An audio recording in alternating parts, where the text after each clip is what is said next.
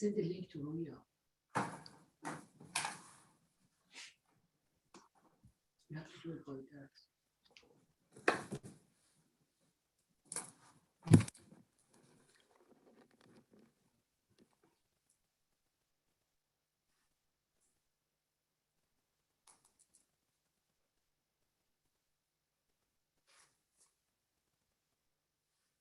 Aloha, dear friends.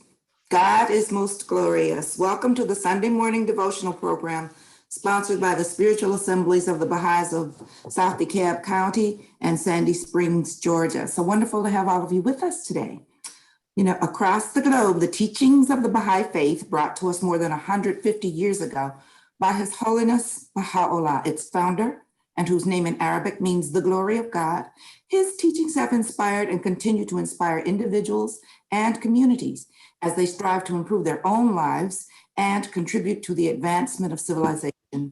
Baha'i beliefs address such essential themes as the oneness of God and religion, the oneness of humanity and freedom from all forms of prejudice, the inherent nobility of the human being, the progressive revelation of religious truth, gradual unfolding of God's purpose with the appearance of each divine teacher, the development of spiritual qualities, which allows us to reflect the image God made us in, the integration of worship and service with work performed in the spirit of service, actually being accounted as worship in the eyes of God, the fundamental equality of the sexes more widely evidenced in a setting of equal opportunity, the harmony between religion and science as an established fact, the centrality of justice in all human endeavor, the importance of education, particularly for children, and the dynamics of the relationships that strive to bind together individuals, communities, and institutions as humanity advances towards its collective maturity. Friends, we've been having outstanding programs every week here, and today is no different. We're pleased to have you join us. Again, welcome. We'll begin with opening devotions, followed by a video presentation.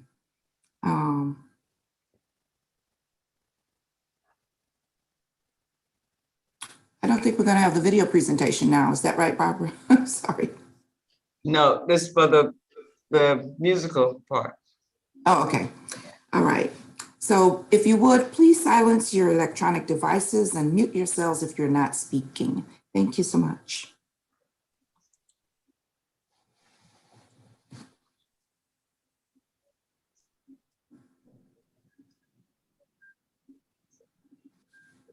Elizabeth?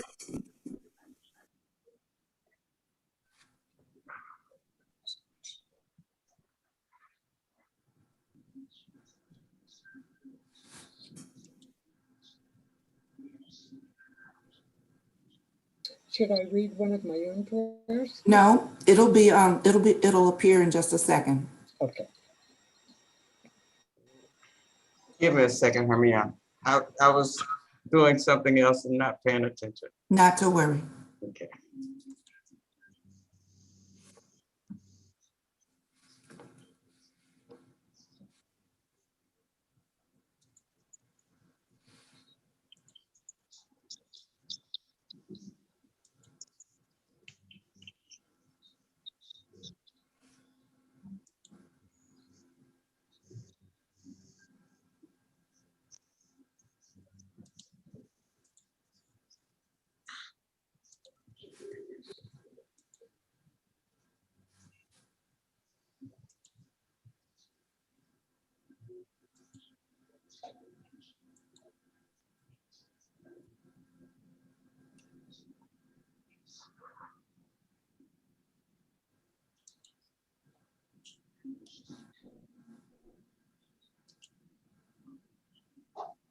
Lovely.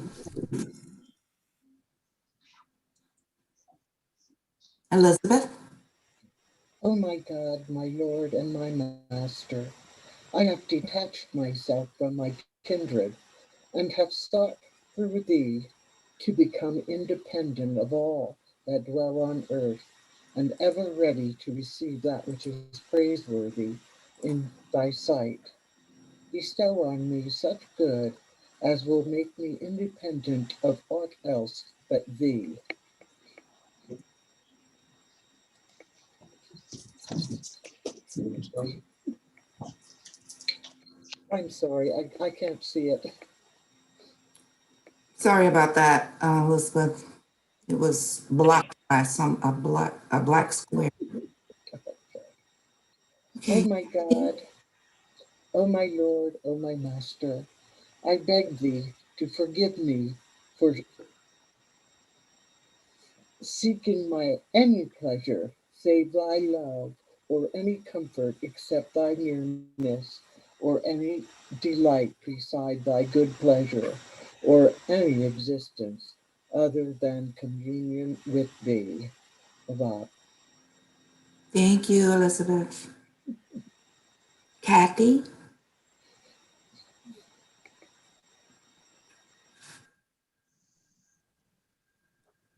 I have wakened in thy shelter, O my God, and it becometh him that seeketh that shelter to abide within the sanctuary of thy protection and the stronghold of thy defense.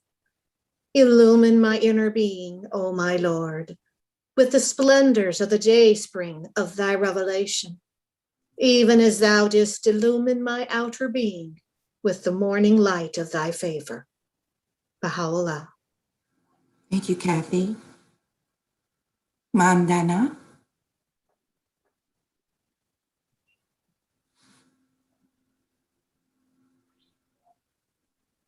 You need to unmute. O my God, unite the hearts of thy servants and reveal to them thy great purpose. May they follow thy commandment and abide in thy love. Help them, O God, in their endeavor, and grant them strength to serve thee. O God, leave them not to themselves, but guide their steps by the light of thy knowledge, and cheer their hearts by thy love. Verily, thou art the helper and the Lord. Baha'u'llah. Thank you, Mandana. Dorothy?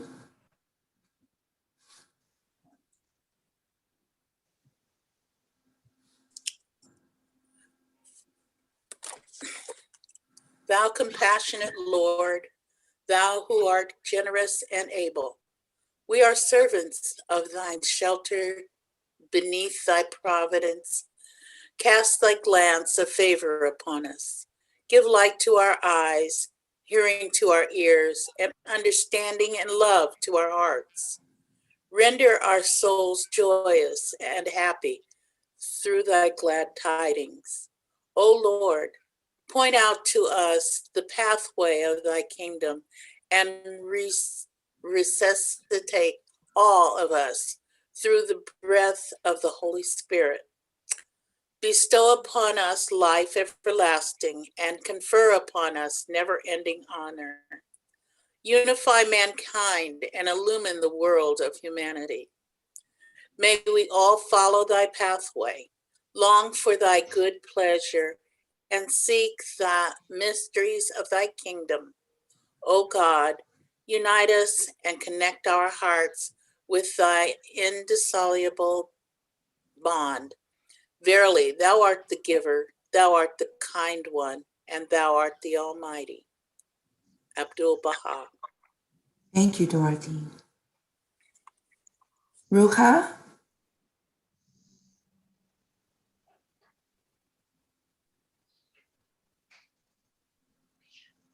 Very difficult for me to see. I'm trying to switch. It's okay. It's okay. Either make it bigger or somebody else pick up until I Yes, sign sure. to another Elizabeth? device. No problem. Elizabeth? Unmute. Unmute. Unmute. Thank you. all men have proceeded from God, and unto him shall all return. All shall appear before him for judgment. He is the Lord of the day of resurrection, of regeneration, and of reckoning. And his revealed word is the balance. True death is realized when a person dieth to himself at the name of his revelation, in such wise that he seeketh not except him. True resurrection from my sepulchres means to be quickened in conformity with his will through the power of his utterance. Paradise is attained of his good pleasure, and everlasting hellfire his judgment through justice. The day he revealeth himself is resurrection day, which shall last as long as he ordaineth. Everything belongeth unto him, and is fashioned by him. All beside him are his creatures. Bob. Thank you, Elizabeth. Kathy?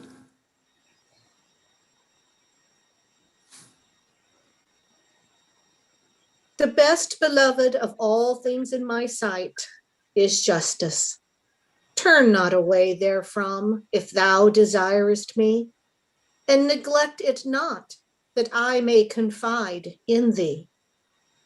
By its aid, thou shalt see with thine own eyes, and not through the eyes of others, and shalt know of thine own knowledge, and not through the knowledge of thy neighbor. Ponder this in thy heart, how it behooveth thee to be.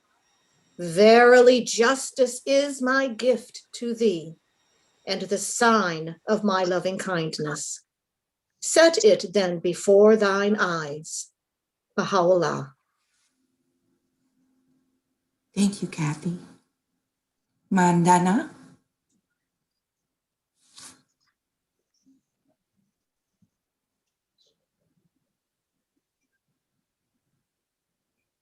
O thou whom we have outwardly never met, yet whom we inwardly cherish it in our heart, be fair in thy judgment and present thyself before him who seeth and known thee, even if thou seest and knowest him not. Can any soul be found to elucidate these words with such a convincing argument, clear testimonies, and unmistakable illusion as to appease the heart of the seeker and relieve the soul of the listener? I'm sorry, I cannot read well. So, It's okay. nay, by the one in whose hand is my soul, unto none is given to quaff even a dewdrop thereof, unless he entered within this city, a city whose foundation rests upon the mountain of crimson colored ruby, whose walls are hewn of the crystal, Crystal crystallite light. of divine unity, whose gates are made of the diamonds of immortality, and whose earth shedded the fragrance of divine bounty. Baha'u'llah. Thank you so much, Mandana. Dorothy? The whole human race is submerged in the sea of thy mercy of the Lord, and we are all the sheep of one divine shepherd. Whatever shortcomings exist among us must be remedied. For example, those who are ignorant must be educated so that they may become wise. The sick must be treated until they recover. Those who are immature must be trained in order to reach maturity. Those asleep must be awakened. All this must be accomplished through the love and not through hatred and hostility. Abdul Baha. Thank you, Dorothy.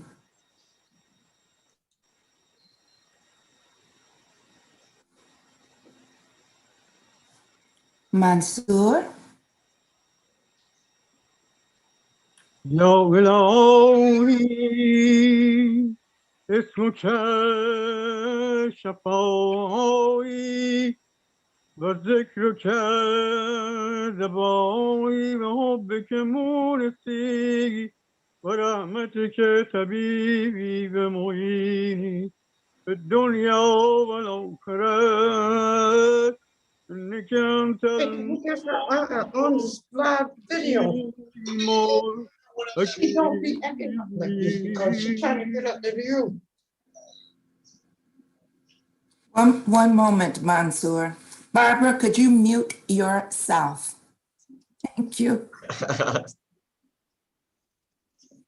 Mansoor, would you mind starting over again? And before you do, I'm going to ask that anyone wishing to remember anyone through the prayer for healing, you can call out their name at this time. Josie Reynolds. Walter Harper. Richard Harper. Andy and Marilyn. Yvonne Bowers and Joel Smith. Alicia Alexander Simmons. Bradley and John. Ali Jahani.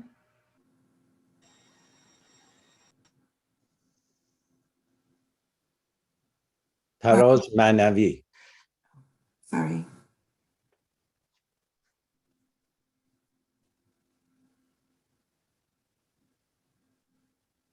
يا إلهي اسمك شفاعي وذكرك دواعي وقربك مونسي رحمتك طبيبي ومعيني في الدنيا والآخرة إنك أنت المعطي العليم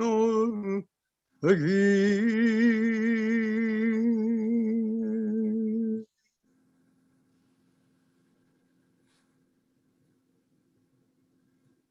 Thank you, Mansoor. Thank you so much. And now we'll have a video presentation.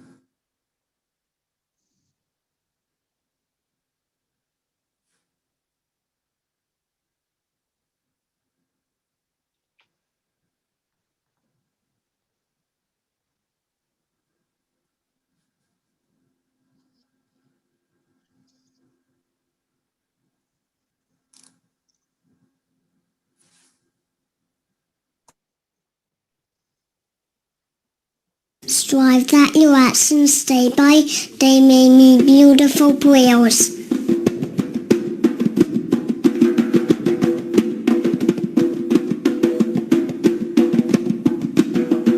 Strive that your actions day by day may be beautiful prayers. Turn towards God and seek always to do that which is right and noble. Enrich the poor, raise the fallen, comfort the sorrowful, bring healing to the sick, reassure the fearful, rescue the oppressed, bring hope to the hopeless, shelter the destitute. Strive that your actions day by day may be beautiful prayers.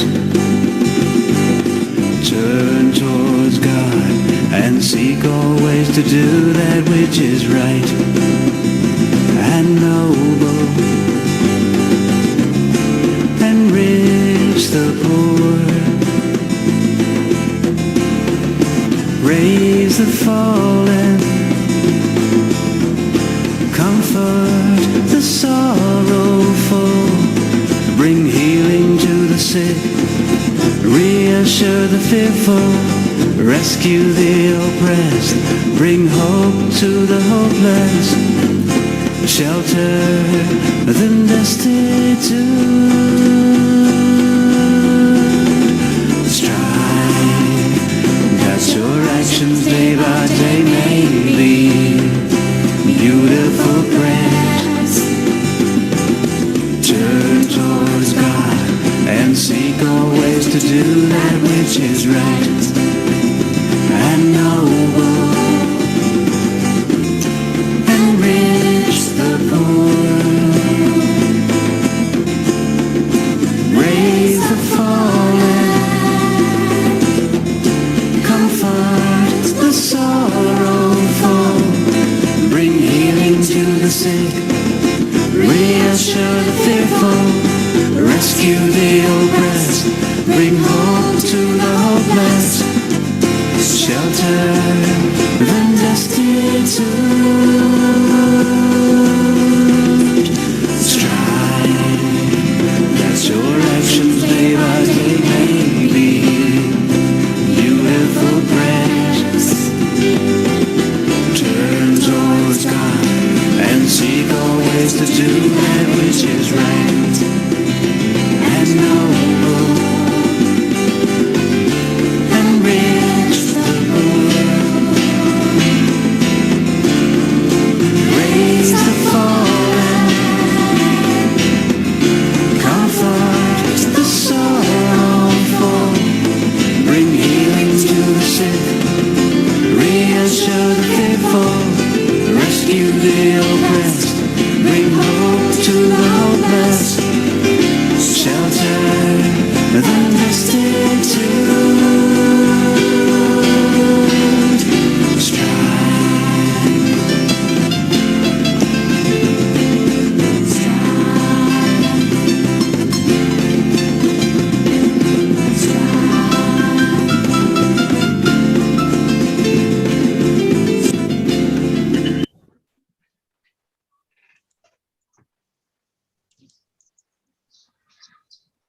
Thank you, Barbara, for that beautiful video presentation. Okay, friends, every week we are so fortunate to have a guest presenter to come and share with us their insights on a particular topic. This week, we're honored to have Mr. Bijan Motlaq join us. And he's going to talk to us on the subject of equality of rights between men and women. But first, I'm going to let him share a little bit about himself. It won't be long. It's only a few sentences, right? Aloha, friends. Aloha. Very excited and delighted to be in your presence. Happy. Miss Barbara told me to introduce myself, and I warned her that my ideas about myself, it might be biased. I might make it nicer than what it is really. But nevertheless, maybe I can make myself a little bit younger, Miss Barbara. Well, my name is Bijan Motlaq. I was born in the first portion of last century. Does that make sense?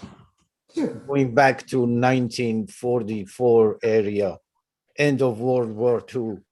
So, I was born in Iran, in the city of Kermanshah. I went to Tehran University, got my master's degree in econometrics. We came to America, to Atlanta actually, 1 year ago, and stayed here. We could not go anywhere else. It's beautiful here. And almost, I can say all this time, I have been lucky enough to have enough time to spend on the sacred writings of the Baha'i faith for about 25 years have held the classes, deepening classes, which a lot of friends that I see and I don't see have been participating, and I thank all of them. Mansour is here. Taras was here. Now it's a good time that I mention my good friend Taras Manavi. Remember him? Actually, he was the one that called me and insisted that I have a presentation here. And I am not unfamiliar with the Baha'i Unity Center, but like everything else, the dates for me is so long ago. My dates of speaking in the Unity Center goes to the time of Kingsley and Suzanne and those people that you might not even remember. Anyway, so I also wanted to thank both sister assemblies of Sandy Springs and South DeKalb for giving me this opportunity, and Miss Barbara for managing all of the above. When the issue of the subject of talk came in, I was asking if we have had any presentation on women's rights in the last month. And the answer to me was no. The reason I asked was that the United Nations has designated March 8th of every year as Women's Rights Day, International Women's Day. And in those days, according to their constitution, they celebrate women's achievements and raise awareness about women's equality, which I believe it falls in the category of my presentation today, not necessarily going to prove the necessity of women's equality, but to give you some perspective on the evolution of women's rights throughout the history. That was my purpose. Now, talking about this, I need to start with a long time ago. Some scholars of sociology believe that in the old ages, prehistory, whatever prehistory means, I believe they mean pre-written history, the dominant order of the society was matriarchal.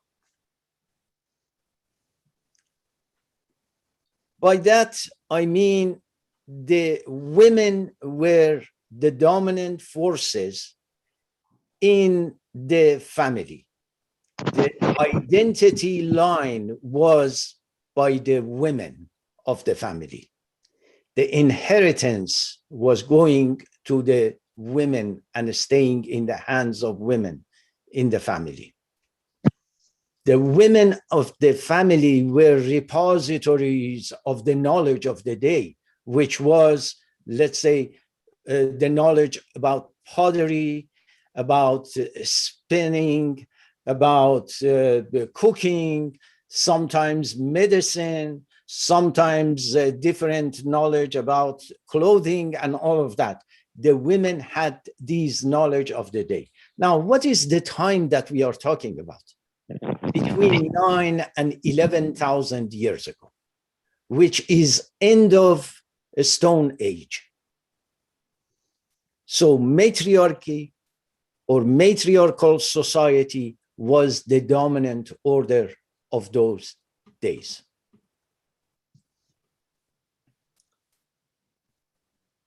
I am aware that there are some scholars that disagree with this account of prehistory matriarchal society. But for the reason that I am using this statements, it's okay. All I want to do is to show that there was a period of time in the history of mankind and in the evolution of the society that the dominant order of society was on the shoulder of the women, and they had all the privileges of the society on their own hand. And then I need to compare that and talk about the evolution of it when it fell to almost nothingness at the end of 19th century. How it happened in 9,000 years. That is what I want to go through with you. Now, some scholars are saying that at that time, 10,000 years ago, it happened that there was this violent confrontation between men and women in the society, and men actually came and gained all the rights and privileges of the society in their own hand. I do not agree. Well, of course, I'm not a scholar of sociology, but I agree with those scholars that do not agree with that, because we never had a confrontation between men and women. This was an imperceptible and irresistible process that started slowly and eroded the right of the women throughout 7,000-8,000 years, not a confrontation between men and women per se. Now, in order to say what happened or explain what happened, I identified two separate and in a way related processes in the society. One of them is evolution of the society by itself, or you can say evolution of knowledge in the society. So go back again 10,000 years ago. This is end of Stone Age. And all of a sudden, slowly, humanity and the societies learned to melt metals. And the age of bronze started. The age of bronze started about 10,000 years ago and went almost to 5,000 years ago. Now, what happened to the age of bronze? They were able to make tools. They were able to make weapons of more efficiency, of better working. The hunting was much more easier for men, and they started to abandon those long trips that they were going for hunting and bringing food to the family. They came back to the house. Actually, the men, their presence in the household increased, and they started to actually help with the process of administration of the household, with the process of doing different functions inside the household and inside the society. When you compare it with the past, they were almost absent. Most of the time, they were going out with their weapons to bring food for their family. With increase of presence, the increase in their knowledge happened.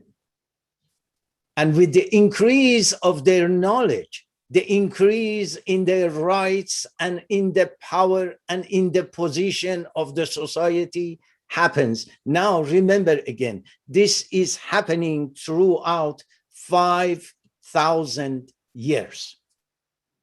Slowly and slowly, the men started to possess things, to have the things for themselves,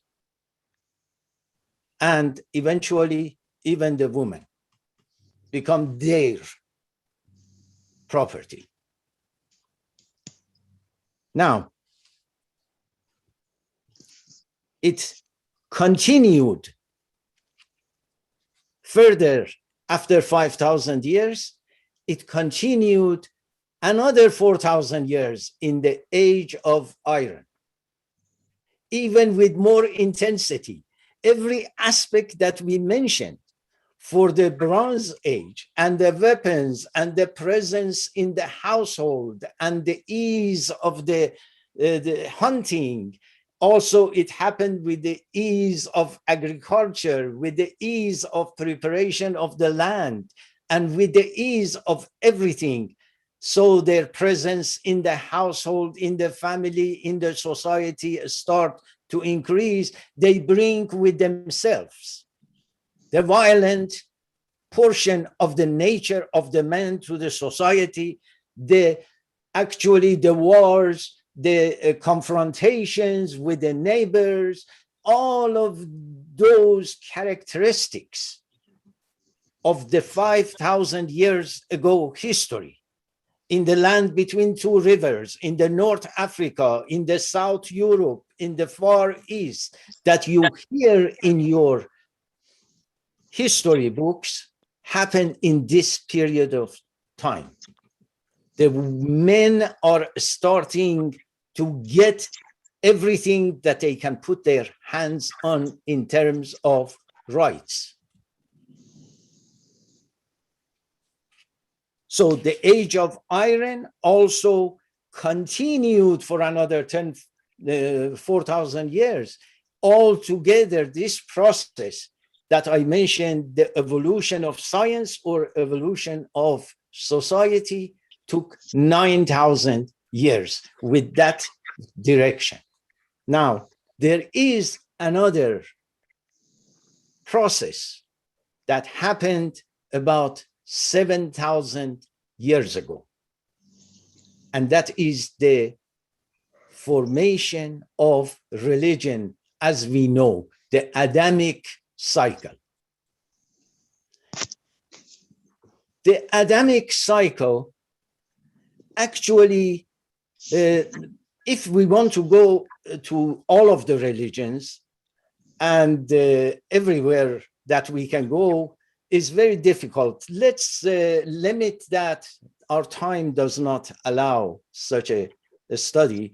Let's limit that to Abrahamic religions, and let's go back to Old Testament, something that we can relate to easily. We don't have to depend on archaeological findings and interpretations. In the Old Testament, just to give you example of how the religion actually declined the right of the woman. In the Old Testament, there are two accounts of creation. Genesis first and Genesis second. In the Genesis first, you all know better than me that God created earth and all the creatures in 6 days. It's a story, symbolic story, but nevertheless, it goes through the stages: first day, second day, third day, fourth day, and it's okay. I mean, it's some account, organized thinking, and it says that God was creator, and the essence of men, because he was created at the end, has some privileges over the essence of every other created thing, because he was created in the image of God, nevertheless, and there is no station higher than that. So the First Testament, the first Genesis, actually gives a good story. And men and women in that story are equal. It refers to them, of both of them. Even the sin that they did, the original sin, he refers to them, that was committed by both of them. Do not single out one of them that he did wrong or she did wrong. Both of them did what they did. And both of them were punished the way that they punished. And you know better than me that story. Now, in the Genesis, second Genesis, he gives a story right after 1.5 pages, totally different. When I say totally different in the format and understanding and the way that is explaining it. I suggest to you, you probably have that. Just go and take a look at it, and you will come to the same conclusion.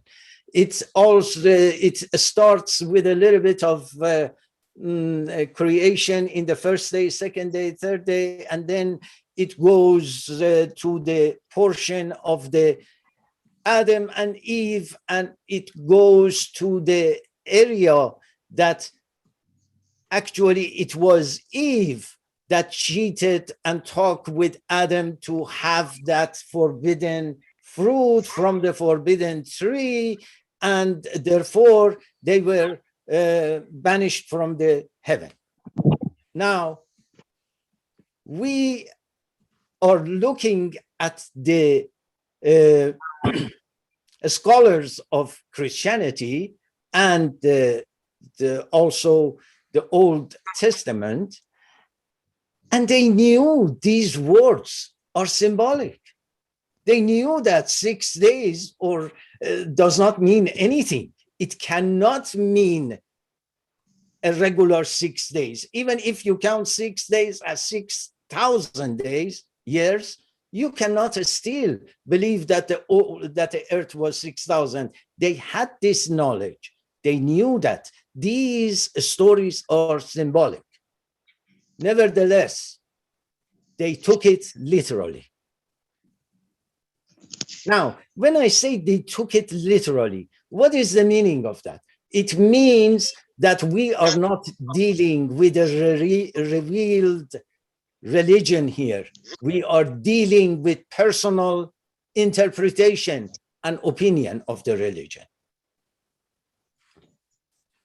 So they look at the words and take it the way that it was written, as I said, literally. Now, the difficult thing is they took the second Genesis to form their opinion about the original sin and women. That is what changed history.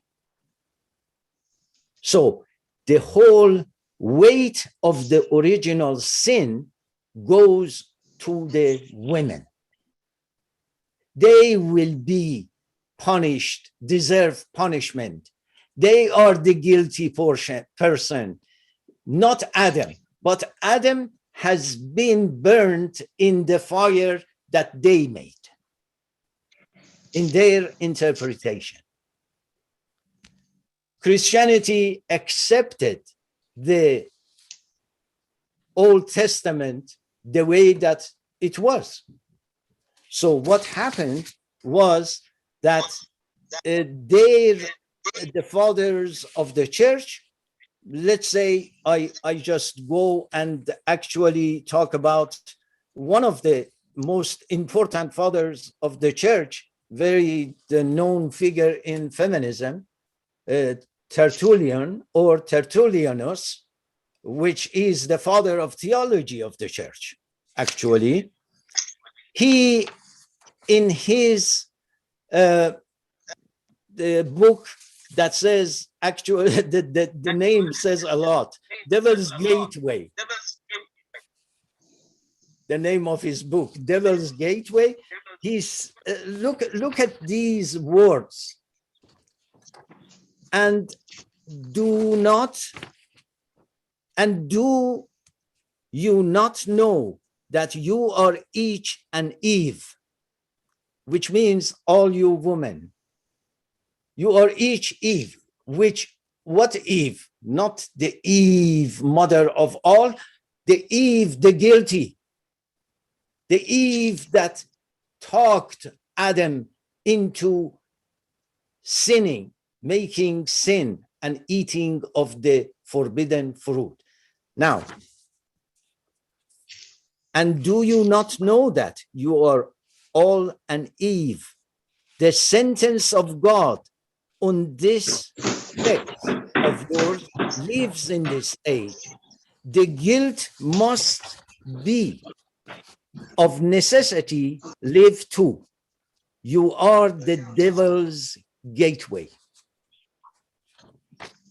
Now, this is the father of theology of church, talking about women. Now, this is not 10,000 years ago, so the people forget it. This is about 1800 years ago. And so you can see the role of religion in declining the rights and the equality and opportunity and opinion about the women. The religion of Islam, although came and accepted the first version of Genesis, and in Quran, it refers to the original sin with the dual forms of nouns and verbs, which means both Adam and Eve were guilty of what happened. Nevertheless, he, throughout his teachings, was so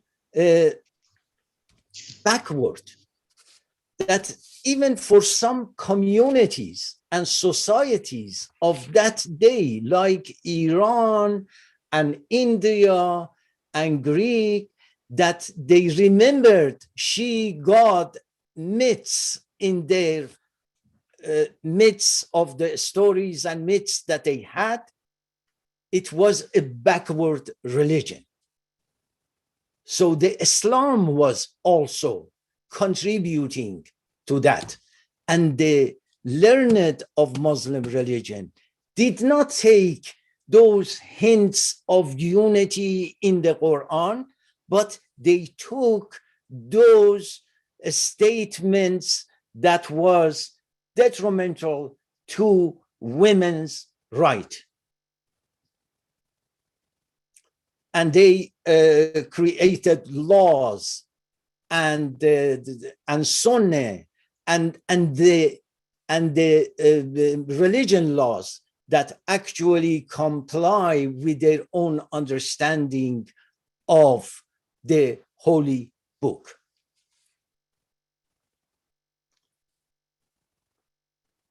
Therefore, when you see the expansion of Islam in the first century of Muslim religion, about 1200 years ago, all of these backwarded opinions about the women's right was becoming a predominant order of the day in most of the civilized world.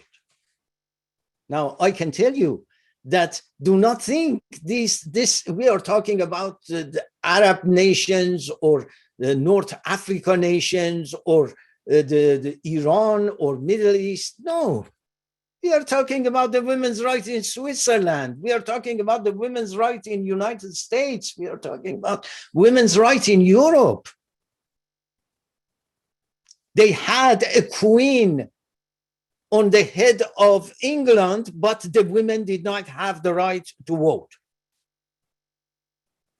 because they were different people. Women in general were what Tertullian was saying, gateway, devil's gateway, according to them. If you look at the history of the society, even like United States, we had our the first movements and the rights came to women. I believe you know better than me the story. About 1910, 1908, in those areas. The right to vote, the right to the property, the right to all of these privileges that for ages the men actually took from them. So you can see the role of the religion. Also, here I am talking on behalf of the Baha'i religion. What is this religion that we are talking about? Then why I am not escaping and going back? What am I doing here?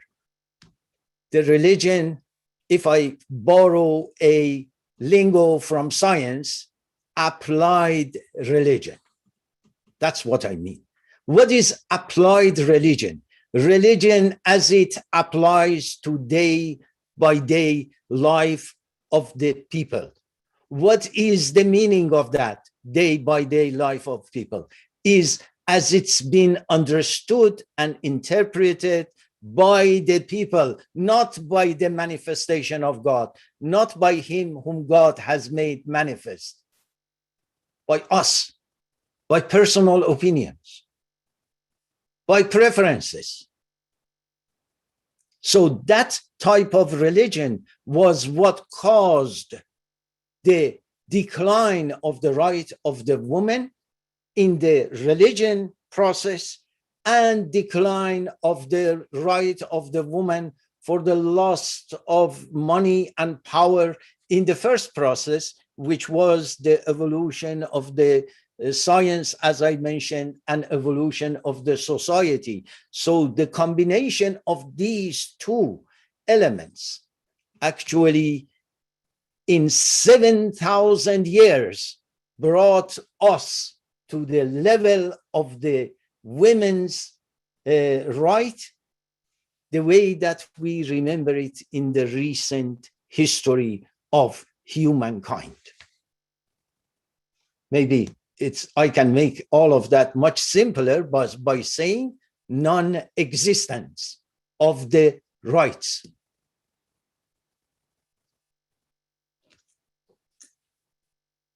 Now, let's talk about the solution. We Baha'is believe that the solution for this is through the religion. Again, of course, we look at Baha'u'llah to take care of the difficulties of the society. But what is the difference between the Baha'i faith and his teachings and what happened throughout thousands of years with Adamic cycle and religions that started to destroy the right of the woman? Let's see if we can identify something. First of all, the Baha'i faith, equality of men and women, is not based on some kind of ethical or moral necessity that we are supposed to be nice to the women, we are supposed to have good feeling about our own kind and all of that. No, it's much more serious than that.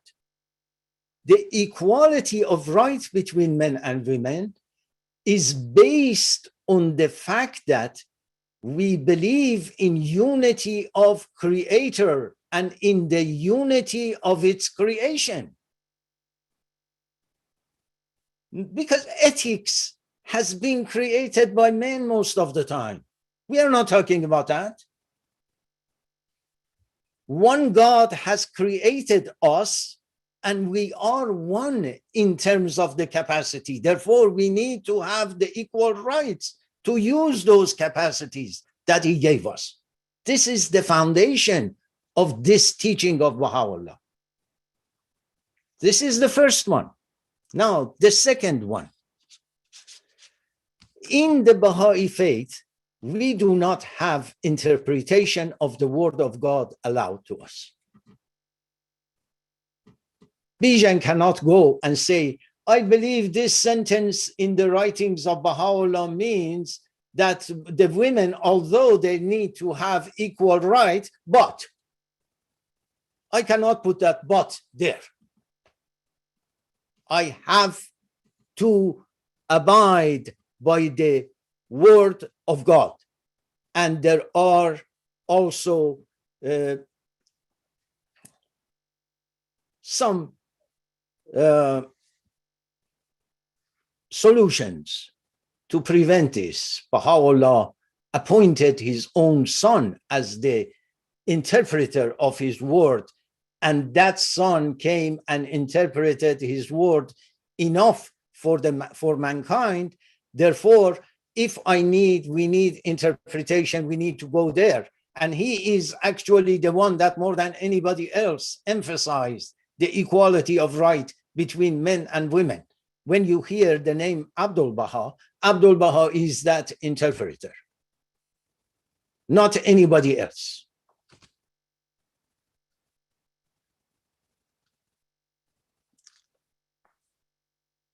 The third difference that the Baha'i equality of men and women is presenting is that Baha'u'llah is not giving this law in a vacuum to us and say, okay, the one sentence, equality of right between men and women, now go and do it. Those who know the construction, they know that nothing happens like that. You cannot give the description of a house to a builder and he goes and builds it for you. Everything goes wrong. Baha'u'llah, in his own writings, will also give you the tools and the environment that this teaching can evolve and bring forth the result that it's supposed to have. What are those tools that Baha'u'llah gives to us to have the fruits of equality of men and women to be realized? Those are the other teachings of Baha'u'llah. When Miss Barbara starts at the beginning of every meeting, enumerates those small sentences, equality of men and women, a spiritual solution for economic problems, compulsory education, unity of mankind, and all of those small ones. Those are all tools to make this one a reality. And this one is also a tool to make the other ones a reality. This is the uniqueness of the teachings of Baha'u'llah. We have 12 per se, it's more than 12. We have 12 teachings. Now, these 12 teachings, each of them are tools to make the other ones happen, and each of them also get power from those other 11 ones to make themselves. Therefore, equality of men and women, you see in the writings of Abdul Baha that he says, when the equality of men and women are realized, then the most great peace will happen. The most great peace was this one of the teachings of Baha'u'llah. But that teaching depends on this. The education depends on this. The spiritual solution to economic problems depending on the equality of men and women. So I don't know if you have seen those, of course you have, those drawings that they put 12 points around a circle and make a line from each of those points to other 11 points And at the end, there is this circle that is full of lines of connection between these. That is the same way that that the relation between these teachings happens in the Baha'i faith. And each of those become the source of power for the other ones, and at the same time, the recipient of the power from the other ones to themselves and making happen. Maybe if when I grow up, I bring those forms for you, draw it and show it to you. I don't know when I'm going to grow up anyway. So let me, we are getting too close to the time. Let me read two of the readings of one from Abdul Baha and one from Baha'u'llah.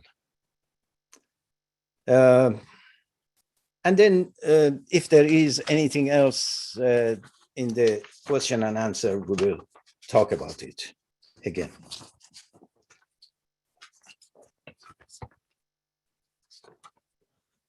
The first one is from Abdul Baha.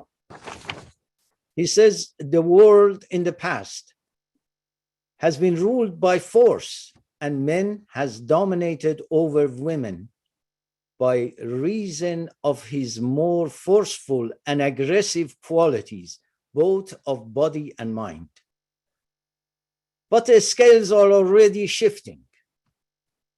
Force is losing its weight, and mental alertness, intuition, and the spiritual qualities of love and service in which women are strong are gaining ascendancy. Hence, the new age will be an age less masculine and more permeated with the feminine ideals, or to speak more exactly, will be an age in which the masculine and feminine elements of civilization will be more properly balanced. So instead of those ideas of violent confrontation between men and women that sometimes they say, or some activist feminists are promoting, it needs to be a balance between these qualities that will bring the equality and peace to mankind. Also, on the good note, let's hear from Baha'u'llah. He says, my purpose in coming to this corrupt world, where the tyrants and traitors, by their acts of cruelty and oppression, have closed the doors of peace and tranquility to all mankind, is to establish through the power of God and his might the forces of justice, trust, security, and faith. For instance, of course, he means now in future, should a woman who is unsurpassed in her beauty and adorned with the most exquisite and priceless jewels travel unveiled and alone from the east of the world to the west thereof, passing through every land and journeying in all countries, there would be such a standard of justice, trustworthiness, and faith on the one hand, and lack of treachery and degradation on the other, that no one would be found to would wish to rob her or her possession, or to cast a treacherous and lustful eye upon her beautiful chastity. Then Baha'u'llah affirms, through the power of God, I shall transform the peoples of the world into this exalted state and shall open this most great door to the face of all humanity. Allah.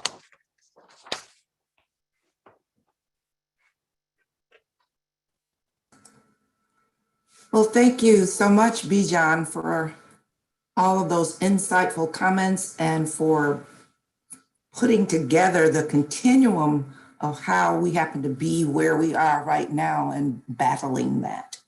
That was wonderful. Lots that we learned today. Thank you so much for that. What we can do now is open it up to any questions or comments that our participants have for you. And I see that Mandana has her hand raised already. So you can unmute yourself and ask it. Allah Apa again. This is Mandana, and my word is so short to demonstrate my appreciation for this unique talk. It's in all aspects of it. And I think I have to listen more and more to make a question. But the first question that came to my mind that was that history of the matriarchal society in the old time.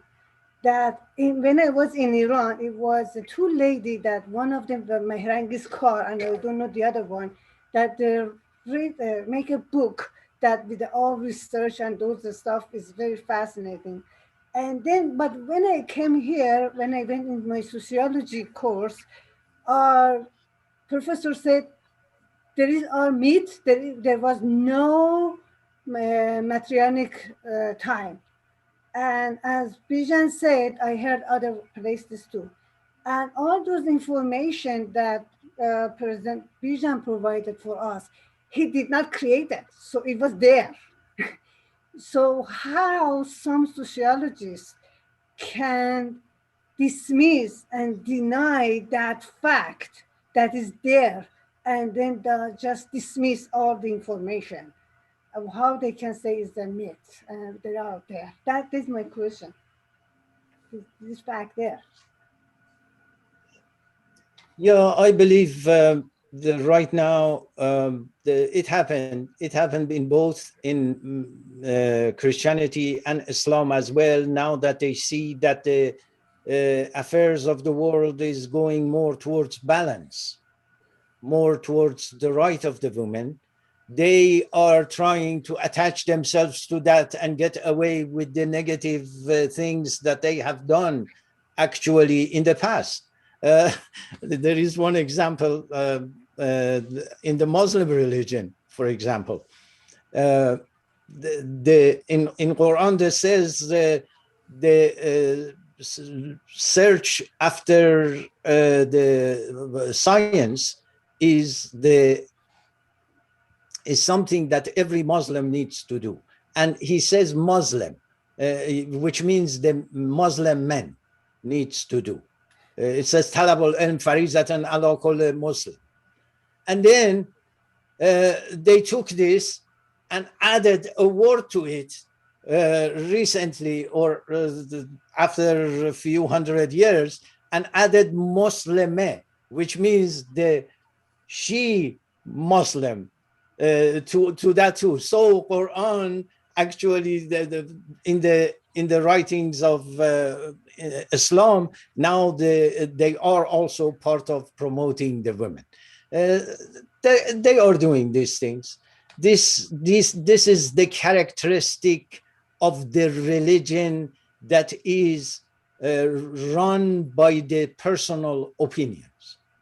So the people, whatever is their understanding, they can promote it. They can relate it to God and say this is from God and this is what God means on this sentence. Don't worry about it. What can I say? I don't have question for. I cannot save them of what they have done. Even from the father of the church, even Paul says the same thing. It's not like only Tertullian that nobody knows. Most of the people haven't heard his name. even the famous ones. The right of the woman was non-existent.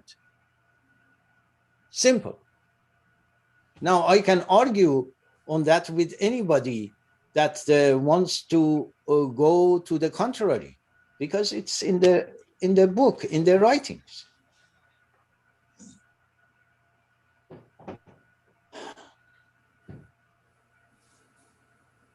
Any other comments or questions for Bijan? Elizabeth? Yes, ma'am. Good morning. Good morning. My thinking is in the Bible, in the New Testament, which I believe is what most Christians hold to rather than the Old Testament, which is the Torah. But there was one thing that always struck me, and that was St. Paul. He said that women were not allowed on the pulpit. Yeah. By his pronouncement, we've had all those hundreds of years of women being put down.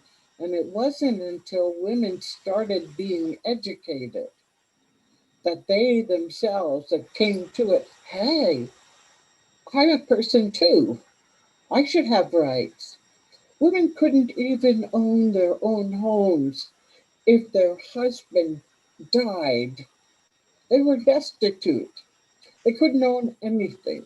And this really went on until the 20s. That's when the women's movement really kicked into gear and started demanding the right to be a human being, because they are human. We as women are human.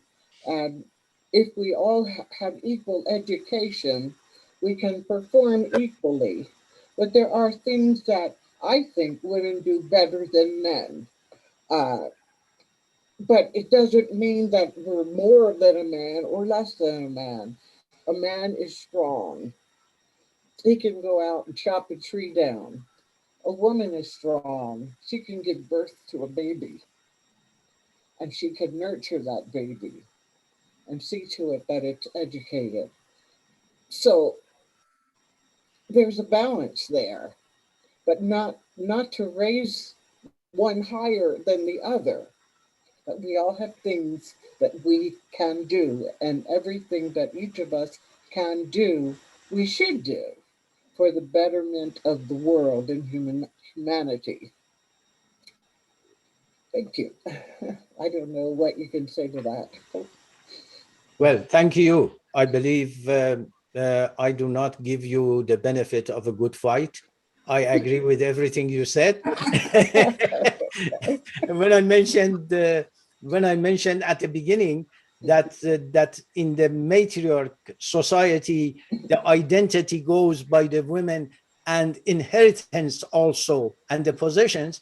My point was to be able to compare it with our recent history. I believe that we do not need to go and study 5, 6, 8,000 years of history of the decline of the right of women. We can look at the fights of this last 80 years, and it by itself is telling you what was not there, because they were fighting for it. Do you agree what I'm saying? I mean, why you needed to 80 years ago go and fight for the owning a property? Because you were not allowed to own property. Yes. Anyway, yes, you are absolutely right. Thank you, Elizabeth. Anyone else?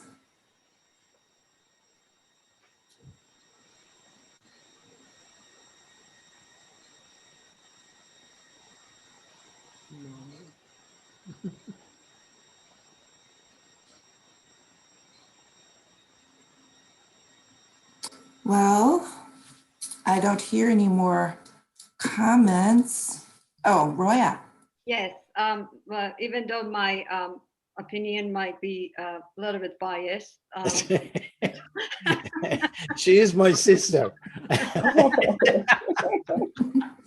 But I do want to say that I truly enjoyed it, and I'm sure I would say that to you when I see you. But I really did.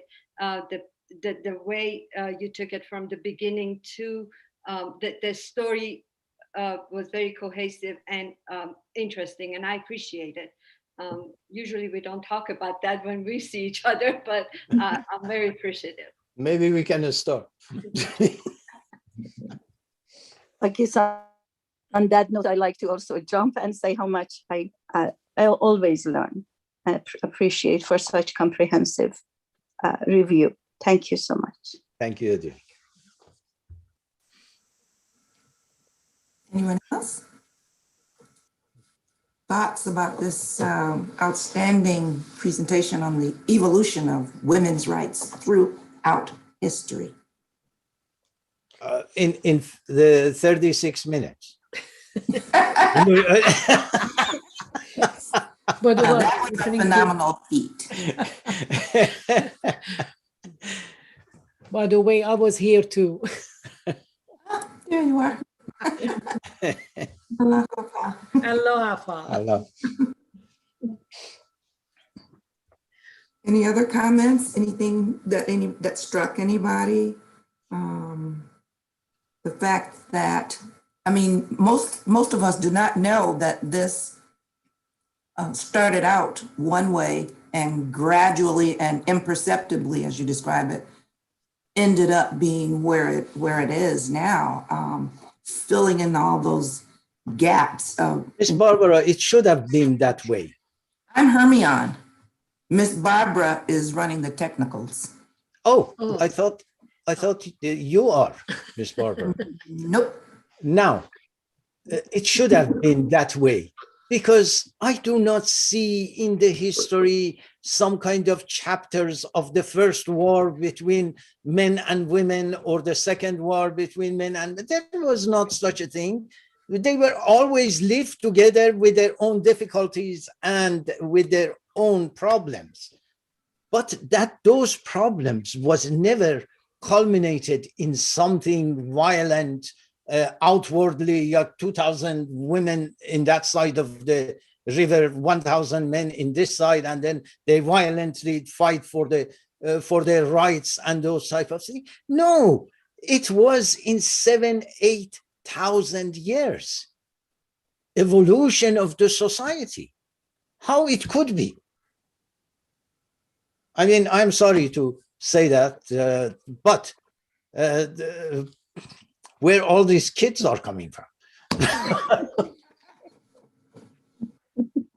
One takeaway for me, Bijan, was the concept you presented, the equality of men and women, how it translates to the unity of creation in relation to unity of creator.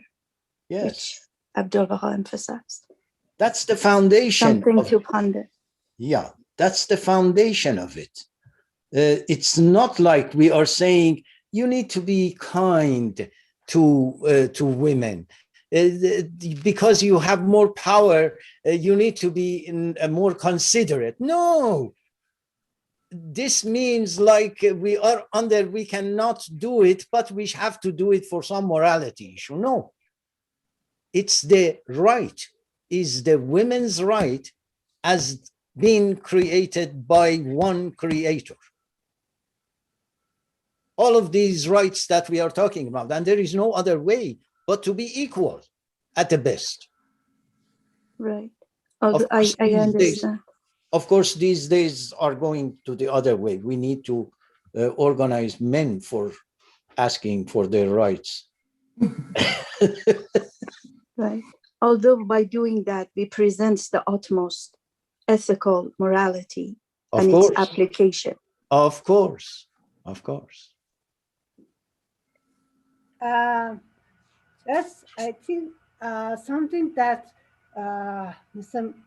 Bijan said about it being nice with the woman is that it is very interesting because sometimes when I see a man, they want to be somewhat gentle, open the door for the woman or something like that. I think enabling woman is not being nice or saying lady, with the word of the lady, which means We don't do anything on the appearance, making beautiful and doing the small things, and certain gentle manner to some gentle manner to by society is, to me, is sometimes like a demonizing, which means we are weaker. It's not nice, nice things to do. And also regarding to my, I want to add, regarding to my first concern about how some sociologists completely dismiss this fact, like they said, there is this fact that there is no materialistic time, it is all myth. It, to me, it goes back to the second hidden word of Baha'u'llah, says that is justice. It is just how unjust it is, even as not as a religion, even as a science, completely dismisses the fact. That is another form of the justice. It's not just justice as a law, which usually we look at the justice as a law and order, something like that. But the justice can go any aspect of our life. That is my last comment that I want to share with you. By the way, I am from Canada. I am sister-in-law of Bijan. Well, one of the things that these the sociologists are talking, that they do not believe in matriarchal society. I did not even want to go into approving it or not approving it, or being for it or not being for it, because the way that I wanted to just present was, if there was a matriarchal society, and there are some evidences in our myths, in our archaeological findings, that there was such a thing, all I wanted to show was there was a period of time, and there was an example of time that the women's right was much better. And what happened at that point, that was what I wanted to demonstrate. This gradual occurrence over time just reminds me of, when Abdul Baha says how ancient the earth actually is, and that we could never calculate how ancient it is. It is very ancient, is what he says. Yes, Baha'u'llah says the same thing. Baha'u'llah says the same thing. He says the earth is very old, but right now, the records of like 40,000 years ago are non-existent, which means there has been things. So these myths that we have of the women god, even the word of women god, where it comes from, even the matriarchal word, literal word, where it comes from. Some scientists invented? No, it was the necessity of applying that to some findings. And they come with that notion. So it's not like non-existent. They believe that it wasn't widespread. Okay, I agree with it. I'm wondering if matriarch, M-A, period, has anything to do with matrix. Yeah. Which is the center of all, where it all happens. But well, it comes all from the what is the portion of the word that says the origin of the world? Its mother is creator. Mm-hmm. Like the patriarch is coming from father. Yes, and Abdul Baha refers to the matrix of the womb. Okay. Yeah. Just saying. Very nice. I am going to go and look at it. Friends, it's 12:30, and it is time to move on to our introductions. Thank you so much, Bijan, for this. It's so much food for thought, so much. Thank you for sharing this particular perspective. I'm sure you had a lot more to say about it than what the minutes that you did have. Thank But perhaps in future, more expounding. But right now, we'd like to welcome any guests that are here. I see we have a few. And feel free to share how you happen to be here with us and where you're from. We could start with you, Roya. Well, I'm Roya Sobhani. I'm a member of Roswell community, Baha'i community. I have actually been watching the program on YouTube, not necessarily on a Sunday morning, but so I'm not unfamiliar with this, but glad to be here. A very good program. Appreciate it. Well, it's wonderful to see your face Oh, thank you. and have you with us. Thank you. And Dana? I have to appreciate my sister that sent me this link because I'm not in Atlanta. I'm in Toronto, Canada. And yeah, I am also, I said before, I'm sister of Shahla, sister-in-law of Bijan.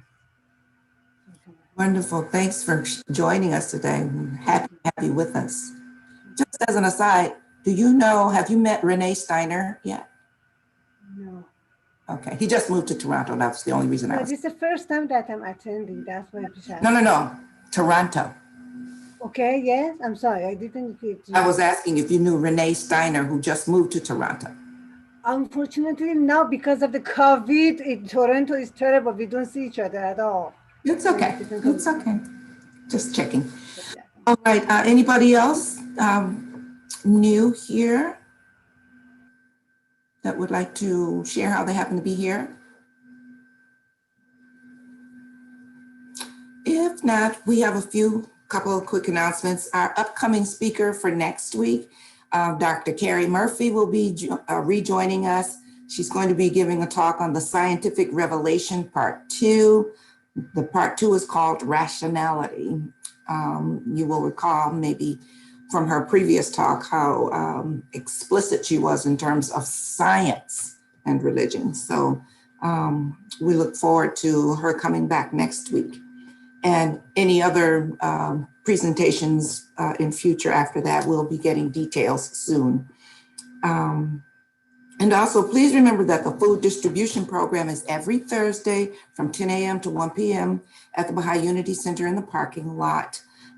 Kindly spread the word to help combat food insecurity in the community. And for members of the Baha'i Faith, you're warmly encouraged to make a financial contribution to the South DeKalb Baha'i Fund, the Sandy Springs Baha'i Fund, and the National Baha'i Fund.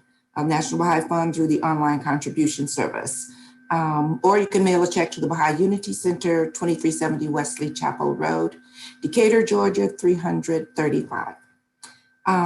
We would like to say many thanks to everybody who worked together to bring this program to you. Our speaker, Bijan Motlag, our volunteer readers, thank you all. Barbara Hennix, who keeps us moving forward, and the spiritual assemblies of the Baha'is of South DeKalb County and Sandy Springs. Thanks to all of you also for joining us and sharing your day with us today. I'm Hermione Pickens. It's been a pleasure. Until next time, stay safe and well. We will end with a closing prayer for the departed.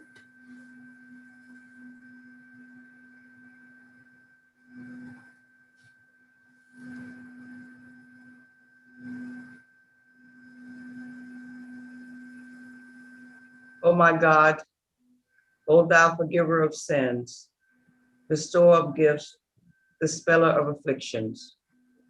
Verily, I beseech thee to forgive the sins of such as have abandoned the physical garment and have ascended to the spiritual world. O my Lord, purify them from trespasses, dispel their sorrows, and change their darkness into light. Cause them to enter the garden of happiness, cleanse them with the most pure water, and grant them to behold thy splendors on the loftiest mount. Abdul Baha. Well, friends, that ends our program for today. Hopefully we can see